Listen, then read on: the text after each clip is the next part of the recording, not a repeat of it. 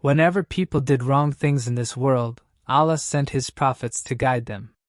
The Quran tells the stories of many prophets, like Hazrat Moses and Hazrat Ibrahim.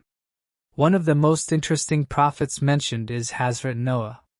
His story is found not only in the Quran but also in the Torah, Bible, and even in Hindu scriptures. In this video, we'll talk about an important story mentioned in different cultures. Many cultures tell different versions of the story of the Great Flood. This story is also about how Hazrat Noah's descendants carried on his legacy. In the Quran, there is even a chapter named Surah Noah dedicated to him, and his story is mentioned in some ancient scriptures in India as well.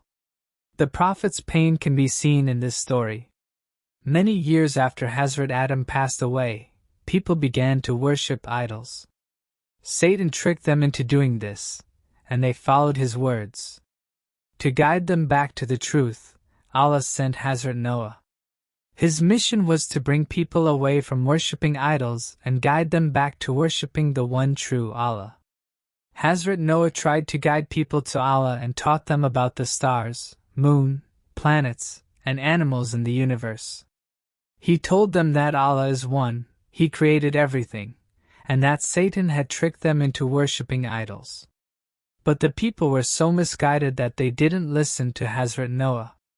Instead, they said he was a stranger who had come from somewhere else. The people said to Hazrat Noah, "You don't seem like a prophet. You're just a regular person like us." Hazrat Noah replied, "I have come on behalf of my Lord to tell you the truth and guide you on the right path."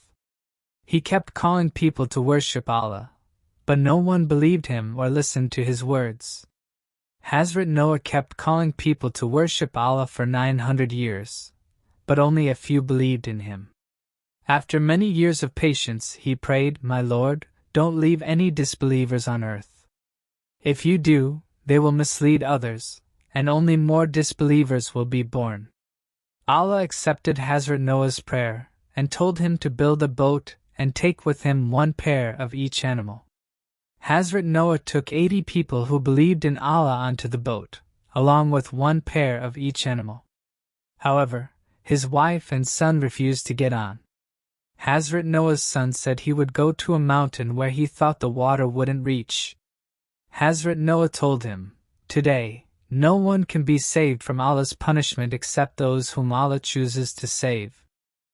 Then a huge wave came between Hazrat Noah and his son, sweeping his son away. This was the biggest flood in history, and it took away everyone who didn't follow Allah's commands.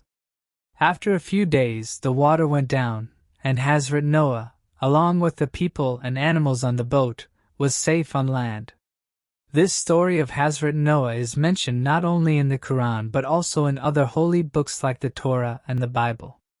This story is written in the Old Testament's book of Genesis and is also mentioned in the Torah and the Bible. Since both books were revealed by Allah, it's not surprising that they include this story. But it may surprise you to know that the story of Hazrat Noah is also found in some Hindu scriptures. In the Messiah Purana, there is a story about a man named Manu who builds a boat and takes all the animals with him because a huge flood is coming. This person is also called Mahanav in Hindu scriptures. If you notice, the name Mahanav is similar to the name of Hazrat Noah. The name Mahanav is made up of two words, Maha, meaning great, and Nav, which is very similar to the name of Hazrat Noah. This story is not only found in the Matsya Purana but also in the book by Pandit Ved Prakash Vidin. In fact, based on the Puranas, a similar incident is mentioned in the book Jivati Religious Unity, written by British philologist Ing. The story in this book closely matches the incident of Hazrat Noah. Finkel discovered a tablet that is thousands of years old. Long ago, people used to write on stone tablets like this. When the text on the tablet was decoded, it was found to be about the flood incident. This tablet serves as strong proof of Hazrat Noah's story and is kept in the British Museum. Similar tablets are also found in different countries around the world. Similar stories to Hazrat Noah's flood are famous in many cultures. In North and South Korea, it's known as the Namudari flood story. In the Philippines, it's called the Ifugao flood story, and a similar story is also known in China. Additionally, the Epic of Gilgamesh, believed to have been written 3,000 or 4,000 years ago, tells the story of a man named Utnapishtim, who is similar to Hazrat Noah. The story of Hazrat Noah surviving the flood is mentioned in every major religion around the world. There is another interesting event connected to Hazrat Noah's story. In October 1959, a Turkish army captain named Lahandu Rupner was on a mapping mission for NATO. During this mission, a photo was taken on Mount Ararat, which is believed to be where Hazrat Noah's Ark came to rest. The photo you see here was taken during that mission. After the photo was captured, many people started claiming that this was the place where Hazrat Noah's Ark came to rest. The Bible mentions that Hazrat Noah's Ark landed on the mountains of Mount Ararat, and this photo appears to show that location. Since then, many archaeologists and researchers have explored this area. However, researcher Andrew Jonas and lead scientist Dr. Faith Ahmed Yuxel from the Department of Geophysical Engineering told British media that when a 3D scan was done of this area, it showed that the length matched what is mentioned in the Bible for Hazrat Noah's Ark. The scan also revealed straight angles and parallel lines under the surface, which would not occur naturally. But many other archaeologists and researchers believe that these claims are not true. There is no strong evidence to confirm that this is the place where Hazrat Noah's Ark rested. Research has shown that the area is a natural formation, and you can see it for yourself by searching online. It's been 3,300 years, and no boat could survive that long.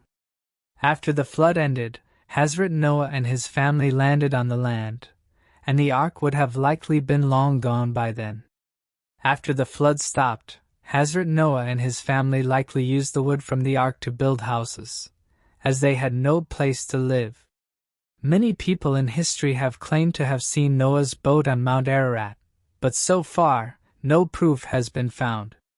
One man named George Hugo Pion even claimed that when he was young, he had seen the Ark. Many people claim to have seen Noah's boat on Mount Ararat, but when they went there to look, they didn't find anything. Other people also made similar claims, but no evidence was found. Additionally, if we search for this place, it turns out that Mount Ararat didn't even exist in the same way during the time of Hazrat Noah.